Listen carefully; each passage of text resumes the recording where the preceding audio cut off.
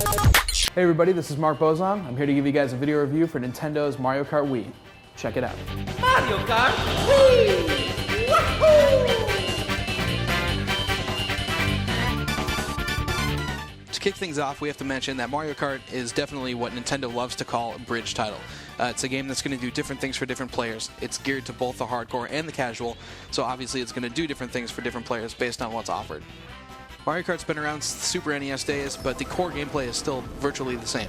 You can pick it up one player, and you can play through Grand Prix in 50, 100, or 150cc races that are entirely against the computer, going through and unlocking medals. Or you can grab some friends, and you can play online, you can play battle mode, you can do a lot of versus races and competitions in that sense. And that's where the game kind of gets its rep for being not only a racing game, but also kind of a party and a casual-friendly multiplayer experience.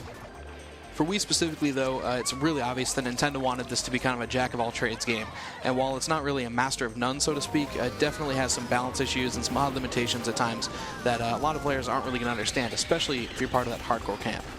If you're a casual gamer out there, though, and you're wondering what to get for, kids or people that aren't really familiar with games or don't have a ton of stuff to play on Wii, this is bar none a hands-down must-have game.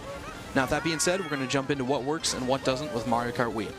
Of course, there are little things that have changed, such as the ability to now automatically get your power slide boost, and we would have loved to do it, on the fly by ourselves. But in the end, if you look at it and you take it as a bridge title, snaking eliminated online is actually going to be a really good thing. The game also returns with the tradition of 32 tracks in all. You've got 16 that are all new, a lot of them are very cool, and 16 that are retro. And the retro tracks actually have a really neat look to them. It's a blend of this weird old and new style together. The Super Nintendo tracks, those still look like Super Mario Kart. The N64 ones still look like N64. It's really just a nice blend visually, and it's a lot of fun to go back and play these tracks that a lot of people haven't had a chance to play.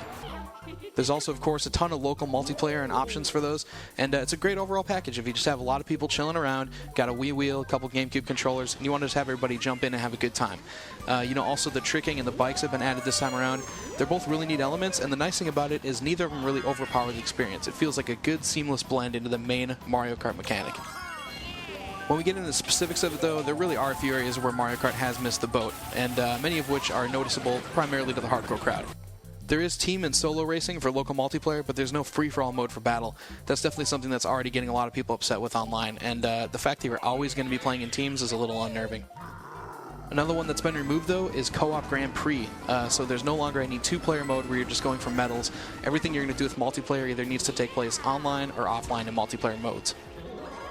We also have to say, as much as we like the new retro tracks and the idea that they're putting these in the game, some of them really feel a bit random. You've got some cool tracks, but you've also got some second-tier ones that really don't make any sense.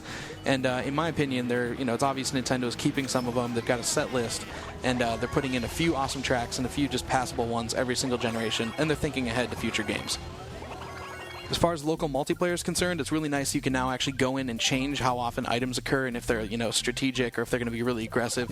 One thing that would have been nice, though, that people have been asking for is an item editor, and that's not in there. So you don't have something like Smash Brothers where you can just go in and say, look, I don't want to use blue shells, they suck, let's get them out of the game.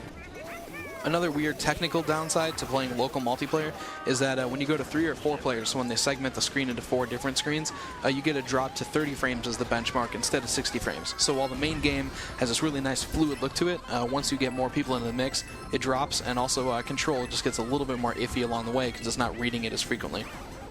It's also great to see that Nintendo's put more emphasis on battle mode this time around with 12-player online, which is awesome, but there are some issues with it still as well.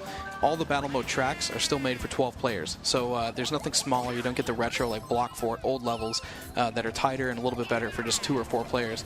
And that also shows up in racing. As you can see here, I'm actually driving. I'm about half a lap behind, and this rain cloud continues to hit me because it thinks I'm in second place. So it's giving me second place items rather than noticing that I'm last out of 2 players and halfway behind. Definitely some balancing issues here that need to be worked out. The biggest issue, though, overall, which we have to mention, is 150cc is absolutely brutal. It's not just us. We're seeing it all across the internet. People that already have the game are talking about it. It's tough. The game is just amazingly punishing, and the rubber banding is right up there with titles like NBA Jam and NFL Blitz. It's just some of the most obvious and frustrating comeback AI that we've ever experienced in a game.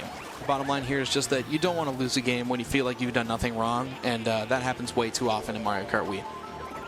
On a massive, massive flip side, though, it's a pleasure to say that Mario Kart's online mode is even better than its offline is. You can hook up with people, you know, you can go with friends, you can go random online, regional, worldwide, and you can join tournaments, you can link up with people all across the world, and it all runs at a very slick, really nice 60 frames per second, even if you're playing split-screen 2-player on Wi-Fi connection. That's an absolutely huge success and a very nice win for Nintendo. The channel system rocks as well, too, and it's fully integrated with the game. Basically, you can go in, you can send system friends invites to Mario Kart along with your friend code right off the bat.